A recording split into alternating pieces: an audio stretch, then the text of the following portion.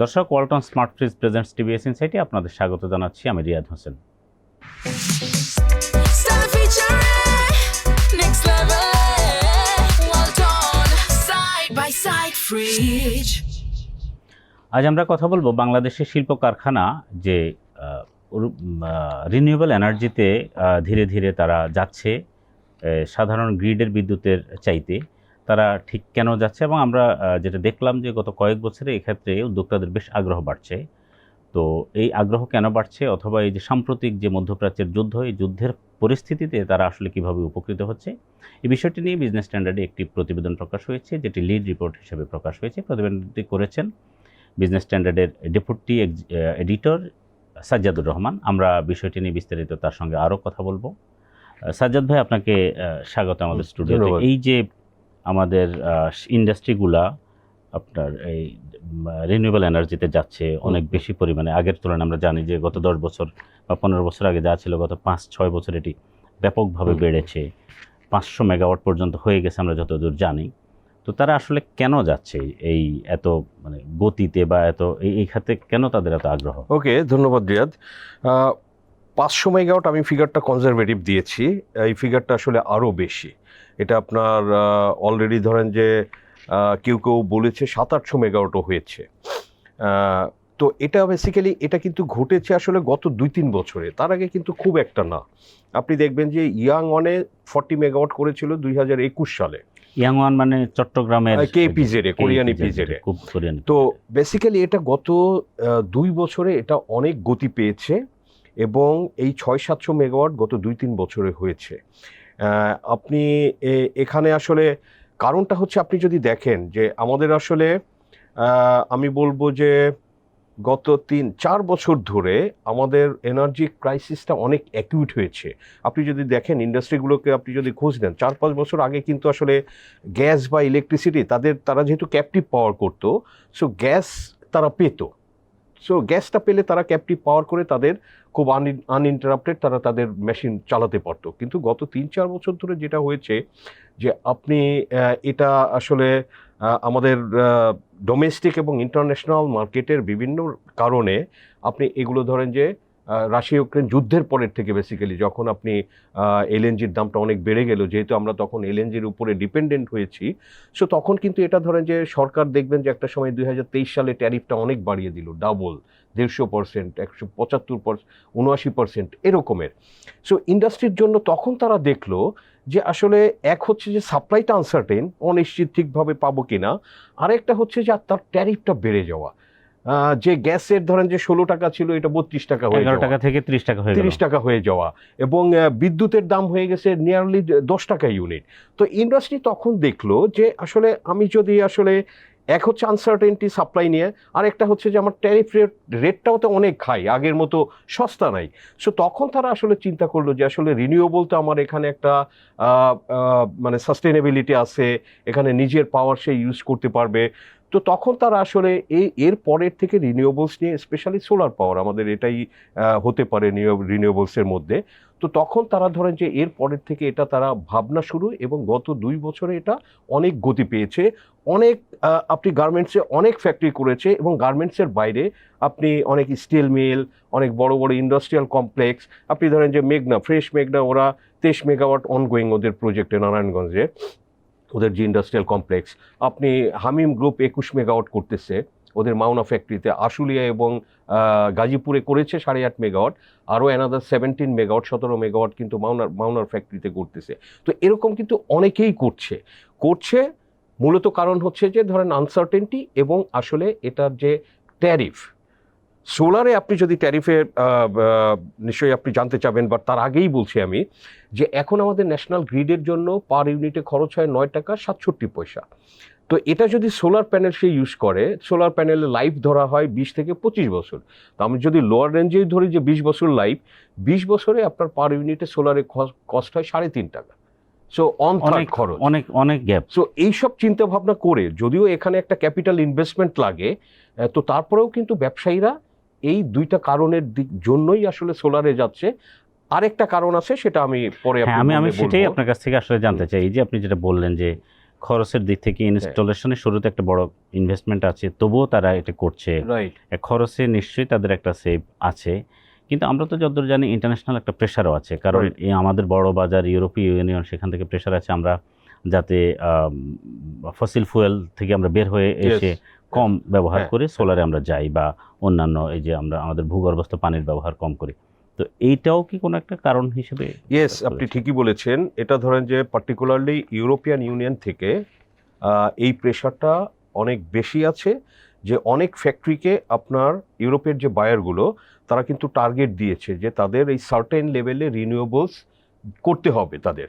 তো কারো ধরেন যে টার্গেট 27 আছে, কারো 28, কারো 30, বাট বেশিরভাগ ফ্যাক্টরিকেই কিন্তু 30-র মধ্যে করতে হবে, কারণ ইউরোপে কিন্তু 30-তে আপনি এই যে নতুন আইনটা আপনার ইমপ্লিমেন্টেড হবে।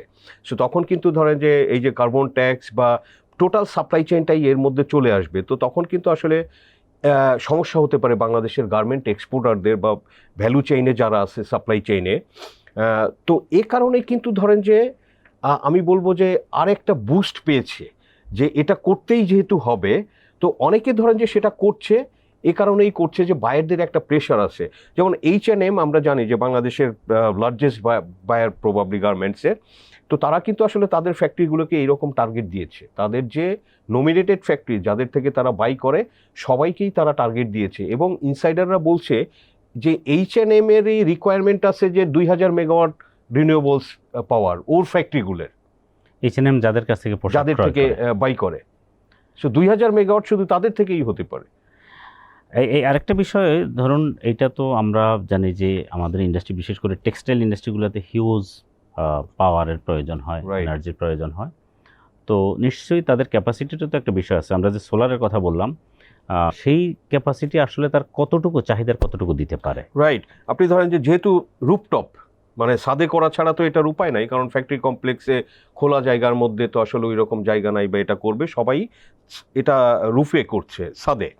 তো সেখানে ধরেন যে একটা বাংলাদেশে আর কত ফ্যাক্টরি, কত ক্যাপাসিটি আছে, সেটাও আমরা ধরেন যে ইন্ডাস্ট্রির এটা আপনি এই যে আমাদের যে ফ্যাক্টরিজগুলো তাদেরও অনেকের সাথে কথা, প্লাস হচ্ছে যারা সোলার ডেভেলপার কোম্পানি যারা ইনস্টলেশন করে, এরকম অনেকের সাথে কথা বলেছি।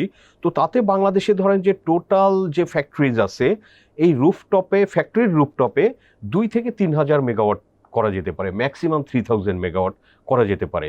তো আমাদের ধরেন যে আবার ইন্ডাস্ট্রির যদি বিদ্যুতের চাহিদার তুলনায় আপনি ধরেন, এটা যদি আমি বর্তমানেরটা ধরি, বর্তমানে ধরেন যে কিছু এস্টিমেটে যেটা দেখা যায় যে 27 থেকে 28% আমাদের যে ন্যাশনাল গ্রিডের যে বিদ্যুৎ, সেটা 27 থেকে 28% আসলে আমাদের এই ইন্ডাস্ট্রিজ বা ফ্যাক্টরিজগুলো তারা কনজিউম করে। তো সেই হিসেবেই আপনি যদি ধরেন, আমাদের তো ইনস্টল ক্যাপাসিটি অনেক বেশি, 28-29 হাজার মেগাওয়াট, কিন্তু আমাদের ধরেন যে যদি কারেন্টলি এটা প্রডিউস হচ্ছে, আপনি ধরেন যে ঈদের সময় একটু কম ছিল, বাট এখন 12,000 মেগাওয়াটের মতো। তো 12,000 মেগাওয়াট যদি আপনি ধরেন 27%-এ, এটা রাফলি 3000 মেগাওয়াট হবে যে আমাদের ইন্ডাস্ট্রিজগুলো কনজিউম করে।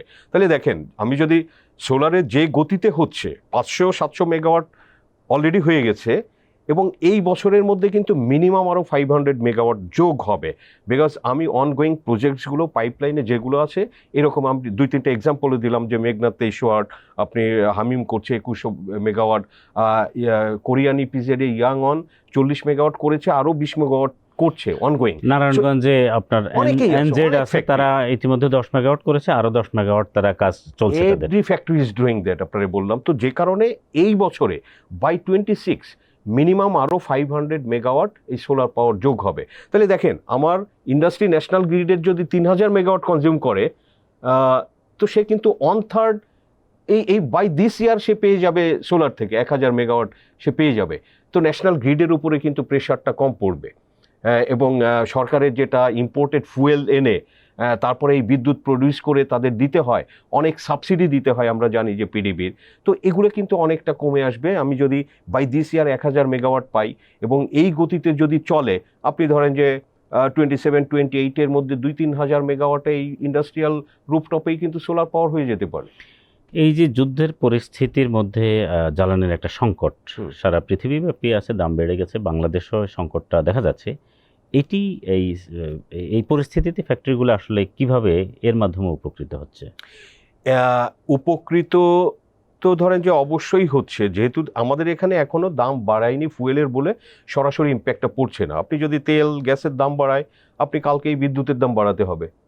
সো বিদ্যুতের দাম, গ্যাসের দাম বাড়লেই ইন্ডাস্ট্রির খরচ বেড়ে যাবে। সো ওইটা যেহেতু হয় নাই, এখনও এটা বলা যাচ্ছে না।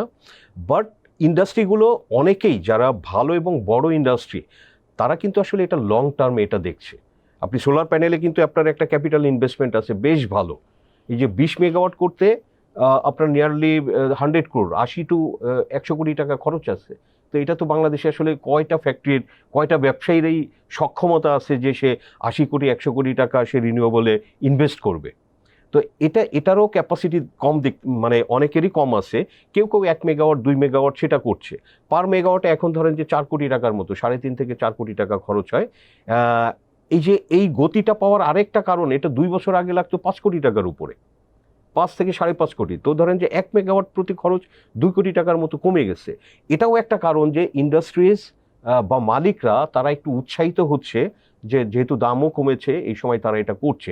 তো এই মুহূর্তে আপনি যে প্রশ্নটা করলেন যে এই যে বর্তমান পরিস্থিতি, এটা আসলে যেহেতু সামনে রেখে প্যানেল, যেহেতু ধরেন যে 20-25 বছরের একটা লাইফ, তো সে এটা করে ফেললে তার তো এরপরে তো ঝামেলা নাই। এখন এই যুদ্ধ, পৃথিবীর যে অবস্থা, গ্লোবালাইজেশন, জিও পলিটিক্স যেভাবে গত কয়েক বছর ধরে আপনার টার্ন করছে, so anything can happen any time.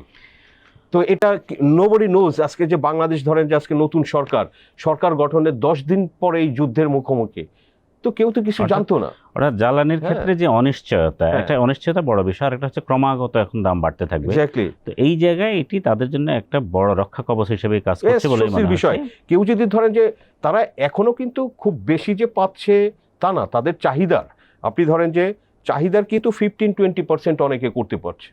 তো এই 15-20%ও যদি সে পায়, তার জন্য এক হচ্ছে যে খরচও কম, প্লাস হচ্ছে যে এটা তো ধরেন যে মানে চলে যাচ্ছে না, লোডশেডিং হচ্ছে না। হ্যাঁ, সো তার প্রোডাকশন কস্ট লস হচ্ছে না। সোলারের ক্ষেত্রে তো আমাদের ম্যাক্সিমামই আগে ইম্পোর্ট, অনেক কম্পোনেন্ট আমাদের ইম্পোর্ট করতে Right. হতো। এখন এটি কি আমাদের ইম্পোর্ট সাবস্টিটিউট আমাদের ইন্ডাস্ট্রি লোকালি হয়েছে? ইয়েস, আপনি এটা হয়েছে, বাট এটা খুব বেশি না। আমরা জানি যে ওমেরা তারা এখানে প্যানেল ম্যানুফ্যাকচারিং প্ল্যান করেছে, এবং তারা বলছে যে তাদের 300 মেগাওয়াট ক্যাপাসিটির প্যানেল তৈরি করার মতো বছরে এই সক্ষমতা এখনই আছে, এবং তারা এটা এক্সটেন্ড করতে পারে, ইনক্রিজ করতে পারে 600 মেগাওয়াট পর্যন্ত। বাট যে গতিতে যাচ্ছে, যে ধরেন যে দ্যাট ইজ নট এনাফ, এবং ইম্পোর্টই এখনো অনেক বেশি হচ্ছে ইম্পোর্ট কিন্তু। এবং চায়না, মোস্টলি সবই চায়না থেকে আসে, এবং চায়না আসলে সোলার প্যানেল বলেন, সোলার টেকনোলজি বলেন, এখানে তারা আসলে একটা বিপ্লব ঘটিয়েছে।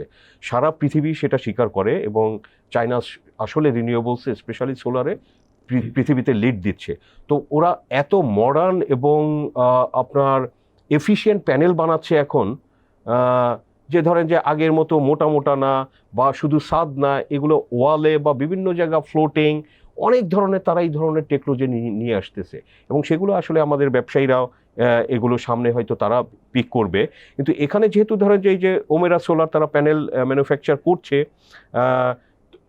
তাদের 300 মেগাওয়াটের আছে, নিশ্চয়ই এরকম ডিমান্ড যদি হয় বাংলাদেশে, হয়তো মেবি সামনে আরো নতুন বিনিয়োগ এখানে ঘটবে, বা ইভেন চাইনিজরা করতে পারে। চায়না থেকে আসতেছে, চায়না এখানে করে আরো কম কস্টে, বাংলাদেশে যেহেতু লেবার কস্ট কম আছে, আরো কম কস্টে আমাদের উদ্যোক্তাদের একটি বক্তব্য আছে যে বাংলাদেশে সোলার প্যানেলের যত ধরনের কম্পোনেন্ট আছে, এটা ইম্পোর্ট করে ইনস্টল করাতে যে খরচ হয়, তার তুলনায় প্রায় 50% কম খরচে ইন্ডিয়াতে ইনস্টল করা যায়। আমাদের এখানে খরচটা একটু বেশি হওয়ার কারণ কি? আপনি ধরেন যে এই যে যেহেতু মানে ইম্পোর্ট হয়, তো এখানে একটা ট্যাক্স আছে। এক্স্যাক্টলি আমি ট্যাক্স রেটটা এই মুহূর্তে আমার মনে নাই, কিন্তু ভালো একটা অ্যামাউন্ট সব কিছু মিলিয়ে একটা ট্যাক্স পড়ে।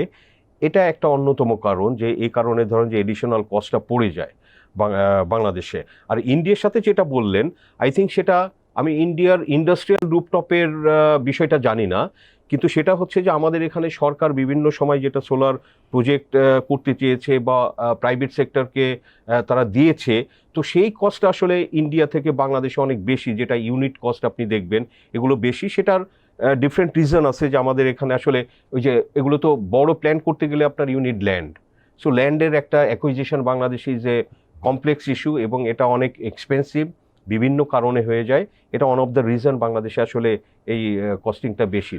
আপনার কাছে শেষ প্রশ্ন আমরা শেষ করতে চাই।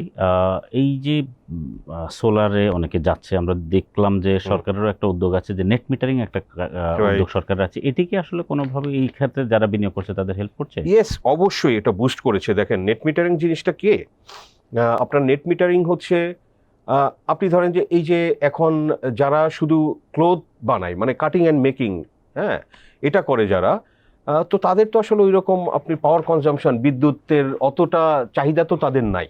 তাদের স্টিচিং মেশিন, হ্যাঁ অটোমেটেড কিছু মেশিন এগুলো চলে। তো তাদেরও কিন্তু আবার বিল্ডিং বড়, তার কিন্তু ছাদ অনেক বড় আছে, তো সে এখানে 10 মেগাওয়াট সোলার করতে পারে এবং অনেকে সেটা করছে। তো তার কিন্তু 10 মেগাওয়াট পাওয়ার দরকার নাই, তার হয়তো 5 মেগাওয়াট হইলেই চলে। সো সে তখন এই এডিশনাল 5 মেগাওয়াট কী করবে? সো এখানেই আসে নেট মিটারিংয়ের বিষয়টা। নেট মিটারিং গাইডলাইন সরকার 2018 সালে চালু করলো। তখন বলল যে যার এক্সেসটা আছে সে সেটা ন্যাশনাল গ্রিডে এক্সপোর্ট করতে পারে, তো সে এটা পেমেন্ট পাবে, বা তার at the end of the month ধরেন যে সে 10 মেগাওয়াট সোলার সাপ্লাই দিল, সে 5 মেগাওয়াট কনজিউম করলো, 5 মেগাওয়াটের সে টাকা পাবে। টাকা পাবে মিন্স উনি যে বিলটা উনি 10 মেগাওয়াটের দিতে হতো সেটা 5 মেগাওয়াটের দিলেই চলবে। রাইট। তো এইভাবে হচ্ছে নেট মিটারিংটা যখন করলো, তো তখন আসলে এই জিনিসটা প্রাইভেট সেক্টর এখানে উৎসাহিত হয়েছে। যে তার আগে এটা আসলে কনফিউশন ছিল যে তারা কি করবে, তার কতটুকু পাওয়ার দরকার, বেশি হইলে কি হবে বা কম হলে কি হবে। সো কম হলে আপনি ধরেন যে সে গ্রিড থেকে নিচ্ছে, বেশি হলে সে গ্রিডে এক্সপোর্ট করে দিচ্ছে। সো এটাই হচ্ছে নেট মিটারিং, এবং 2018 সালে চালু করলো। আপনি দেখবেন যে 18 সালে একটা গাইডলাইন দিল সরকার, তো তারপরের থেকে তো 18 সালে দিল, এরপরে তো 2-3 বছর আসলে বুঝতে সময় লেগেছে, তারপরে এটা হয়েছে। এবং এটা আসলে অনেক ক্ষেত্রে আগে প্রথমে একটা লিমিট ছিল যে আপনার ধরেন যে একটা ফ্যাক্টরিতে একটা বিদ্যুতের একটা স্যাংশন লোড থাকে, বিদ্যুৎ বা গ্যাস বোতেই থাকে। তো বিদ্যুতের ক্ষেত্রে আমরা যদি বলি, তো তার ধরেন যে একটা স্যাংশন লোড আছে ওকে 20 মেগাওয়াট। তো তখন এটা ছিল যে সে 70%-এর উপরে সোলার করতে পারবে না, এরকম একটা ইয়ে ছিল যে তার টোটাল যে স্যাংশন লোড তার 70%-এর উপরে করতে পারবে না। তো এটাও একটা ভালো উদ্যোগ যে গত বছর ইন্টারিম সরকার এই লিমিটটাও তুলে দিয়েছে। সো এখন ইন্ডাস্ট্রি তার ডিমান্ডের 100%-ই করতে পারে, যে আমার 10 মেগাওয়াট দরকার, 20 মেগাওয়াট দরকার, আমি পুরোটাই আমি সোলার থেকে নিব। এবং আপনি এটা ভেরি ইন্টারেস্টিং যে বেশ কিছু ফ্যাক্টরি আছে তারা গ্রিডের কোনো পাওয়ারই ইউজ করে না, নিজেদের সোলার পাওয়ার কমপ্লিটলি, অর্থাৎ গ্রিডের তার কানেকশনই কমপ্লিটলি নিজের উপরে উনি গ্রিডের তার কানেকশনই দরকার, স্বয়ংসম্পূর্ণ হয়ে গিয়েছেন। সোলার প্লাস হচ্ছে যে ধরেন যে ক্যাপটিভ, যেটা আপনি বলছিলেন, এই যে আমাদের প্রায় 300-র মতো ফ্যাক্টরি, যে টেক্সটাইল গার্মেন্টস মিলিয়ে, এটি কিন্তু যুক্তরাষ্ট্রের যে ইউএস জিবিএসসির যে মানে ইউএস লিড সার্টিফাইড যে ফ্যাক্টরি, অর্থাৎ স্বীকৃত ইন্টারন্যাশনাল স্বীকৃত, এরকম 300-র মতো কারখানা আমাদের হয়ে গেছে, যেটা বিশ্বের সবচেয়ে বেশি। তার মানে হলো ইউরোপ থেকে অথবা অন্যান্য দেশ থেকে যে চাপটা বাংলাদেশের উপর আসছে, আমাদের উদ্যোক্তারাও বলছেন যে তারা এটি খুবই সাকসেসফুলি মোকাবেলা করতে পারবেন, এবং একই সঙ্গে যেহেতু তাদের এখানে ফাইন্যান্সিয়ালিও তারা দেখছেন যে এটি তাদের জন্য কিছুটা লাভজনক একটা অনিশ্চিত পরিবেশ থেকে, ফলে স্বাভাবিকভাবেই যেই আশার কথা আপনি শোনালেন যে আরো 500 মেগাওয়াট অথবা সামনের দিকে আরো 500 মেগাওয়াট বাই দিস ইয়ার হবে। আচ্ছা, একটা পয়েন্ট আমি বলতে ভুলে গেছি, আপনি জাস্ট শেষ করার আগে, ধরুন যে এই যে 27% বললাম যে বিদ্যুতের চাহিদা হলো আমাদের মানে টোটাল গ্রিডের যেটা, সেটা 27% কারখানায় ইউজ করে। কিন্তু এখানে ইন্টারেস্টিং, শুধু 27% বললে মনে হবে যে এত কম বিদ্যুৎ কনজাম্পশন ইন্ডাস্ট্রির, আসলে তা না। আমাদের ইন্ডাস্ট্রিগুলো ক্যাপটিভ থেকে বেশি পাওয়ার কনজিউম করে। তো ক্যাপটিভে কত পাওয়ার আছে সেটাও আমি কিছু খোঁজার চেষ্টা করেছি। তো ক্যাপটিভে ইনস্টলেশন ক্যাপাসিটি আছে 6000 মেগাওয়াট, 6000 মেগাওয়াট। সো বাট এটা আমি আসলে কোথাও থেকে পাইনি যে 6000 মেগাওয়াট তার ইনস্টল ক্যাপাসিটি, কতটুকু কনজাম্পশন আসলে রিয়েলি কত, এটা আসলে কেউ বলতে পারেনি। বাট সেটা অ্যাটলিস্ট ধরেন যে 3-4 মেগাওয়াট হবে, 3-4 হাজার মেগাওয়াট হবে। সো গ্রিড থেকে সে 3000 মেগাওয়াট নিচ্ছে, ক্যাপটিভ থেকে অ্যানাদার 3-4 মানে এই 3000 না হলে তার হয়তো গ্রিডের উপরে নির্ভর করতে হয়। তো ডেফিনেটলি এটি তাদের জন্য উপকার হচ্ছে। কিন্তু দিন শেষে আমাদের যেটা আমরা খেয়াল করলাম যে আমাদের আসলে এই যে রিনিউয়েবল এনার্জিতে যাওয়া বা সোলারে যাওয়া, যেটি আমাদের জন্য খুবই প্রয়োজন, আমরা একটা রাইট ট্র্যাকেই বাংলাদেশের উদ্যোক্তারা যাচ্ছেন। এটি একটি অবশ্যই ভালো খবর, বিশেষ করে এবং এটা এরকম সরকারকে আরো এগিয়ে নেওয়া উচিত। এই যে ট্যাক্স ভ্যাট যেটা আছে, সরকার যদি মনে করে যে এটা আসলে শুধুমাত্র অর্থনীতির জন্য না, এটা পরিবেশের জন্য একটা বিশাল একটা বড় ব্যাপার। ট্যাক্স ভ্যাটের ক্ষেত্রে অথবা ইভেন তাদের জন্য লো কস্ট লোনও যদি এক্স্যাক্টলি, যে এটা ইয়ে এটারে করতে পারে। আর যেহেতু একটা বুস্ট পেয়েছে, একটা গতি পেয়েছে, এটাকে আরো সামনে এগিয়ে নেওয়ার জন্য আমি মনে করি যে সরকারি অনেক দপ্তর এটা জানতোই না যে এত মেগাওয়াট আসলে রুফটপ সোলারে হয়েছে ইন্ডাস্ট্রিতে। বাংলাদেশ ব্যাংকের হ্যাঁ। গ্রিন ফাইন্যান্সিং এর একটি ফান্ড আছে, কিন্তু এখানে উদ্যোক্তাদের আবার কথা হচ্ছে যারা একটু ক্ষুদ্র এবং মাঝারি বিনিয়োগকারী তারা আসলে সেইভাবে এখান থেকে ফান্ড পাচ্ছে না। তো মোটামুটি যে অবস্থায় আছে সরকারের এখানে একটা ভালো সাপোর্ট দেওয়া দরকার, এটি হলো মূল কথা। আপনাকে ধন্যবাদ আমাদের ধন্যবাদ। আলোচনায় যুক্ত হওয়ার জন্য। প্রিয় দর্শক, এই ছিল আমাদের আজকের আলোচনা। আমাদের অনুষ্ঠান ভালো লাগলে লাইক, কমেন্ট, শেয়ার করবেন। টিবিএস এর সঙ্গেই থাকুন। আপনাদের ধন্যবাদ।